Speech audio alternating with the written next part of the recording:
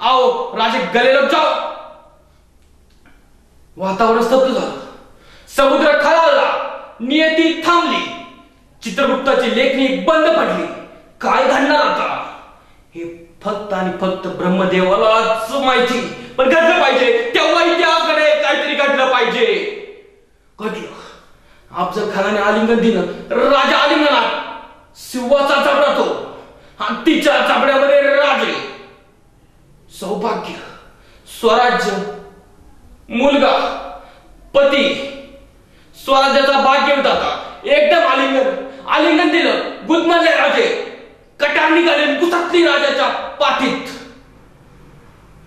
सेकंदाचा वार, सेकंदाचा अवधीने की न दवडता राजाने काढली वाघ गुपस्ती खानाच्या पोटात. कोतळा बाहेर पडला. स्वराज्य फते झालं. नवबदीच्या तोफा वाजल्या. रणचंडिकेने झाडामध्ये लपलेल्या मावळ्यांना आदेश दिला. खानाच्या छावणीवरती मावळे तुटून पडले. मावळे रंगात आले. झुंजाराव गाडगे, पळू जमला, पांढरे, कराटे, जाधव शरण आले. त्यांना शरण दिलं. हा खानाच्या पलीकडचा राजा. एवढा खान मारला तरी पार्टी नाही, तरी जश्न नाही. तर काय नवी लढाई, नवे संक्रमण. का तर या अग्निकुंडामध्येच उडी टाकण्यासाठी आपला जन्म झालेला आहे. नागारे वाजत होते.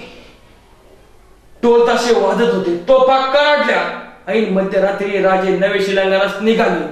स्वराज्याचा आणि राजांचा एका घासामध्ये फन्ना उडवण्यासाठी अफजल खान आलेला होता. त्याचाच एका घासामध्ये फन्ना उडवला. राजाने तिहेरी चढाई केली. एक नाही, दोन नाही, तर तिहेरी चढाई. पूर्वेस सरसेनापती नेतोजी पालकर, पश्चिमेस तानाजी आणि राजे खुद्द दक्षिणेमध्ये घुसले. आदिलशहाच्या हमल्याखाली असलेल्या मराठी मुलकावरती चढाई सुरुवात केली. टापागणित, मराठी शिलाधारांच्या टापागणित महाराष्ट्र स्वतंत्र होत होता. कृष्णा ओलांडली, वस्ता ओलांडली, उर्वशी ओलांडली आणि महाराष्ट्राच्या गंगा आज स्वतंत्र झाल्या. आज या लढाईकडे, महाराष्ट्राच्या लढाईकडे सबंध भारताचे लक्ष लागलेले होते. बेडके फुगली. बातमी आली. शिवाजीचं काय झालं? बेडके फुगली. खान मेला आणि बेडके फुटली. अख्खी दौलतच फस्त झाली. अरे साधी गोष्ट नाही, अजिबात नाही.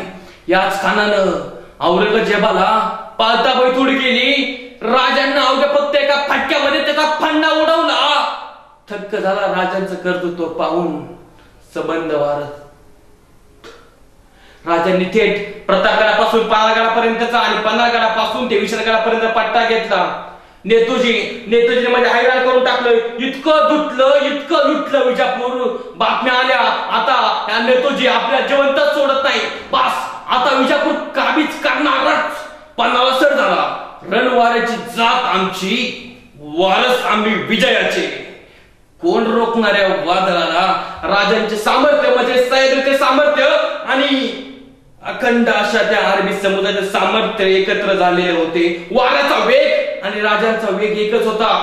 आज हा मुलूक, उद्या तो, परवा तो मुलूक सर होत होता आणि स्वराज्य चमकत होते, तळपत होते. सूर्य आणि चंद्र तळपतो ना, तसा स्वराज्य चमकायला लागलं. पण पुन्हा 10,000ची फौज सज्ज झाली राजांच्या विरोधात. लगेच फाजल खानाच्या आणि रुस्तुम जमाच्या आधिपत्याखाली फौज तयार झाली. राजांच्या भावनेचे पाचे सपकन फिरले. धरण फुटले. मराठी शिलेदार तयार झाले. राजांची भावानी नागाच्या कुचकारासारखी गनिमाचे तुकडे पाडत होते. बस फाजल खानाने बघितलं इथं तोच प्रकार पुरंदरचा. फाजल खानाने बघितलं रुस्तुम जमा पळतोय. फाजल खानाला चिव चढला. अरे थांब की बाबा, मला पण येऊ दिला का गाड्या? मोकर तिकडून आदेश आलता म्हणून आलतो लढायला. मला पण तेच करायचं होतं. आल्या वेगाने धापट विजापुरात. अचानक महाराष्ट्राची अस्मिता अचानक कशी जागी झाली? कशी? कमळाच्या पाकळीप्रमाणे हलवारपणे नाही, गडबडून. जसा खांबामधून नरसिंह प्रकटला. गडबडून, दबंगून. याच्यामधूनच नरसिंह प्रकटला. अक्राळ विक्राळ, पिंजारलेले आयार, कराळ दाढ, विस्फारलेले नेत्र आणि उगारलेले हजारो शस्त्र, आकाश आणि पाताळ एक करणारी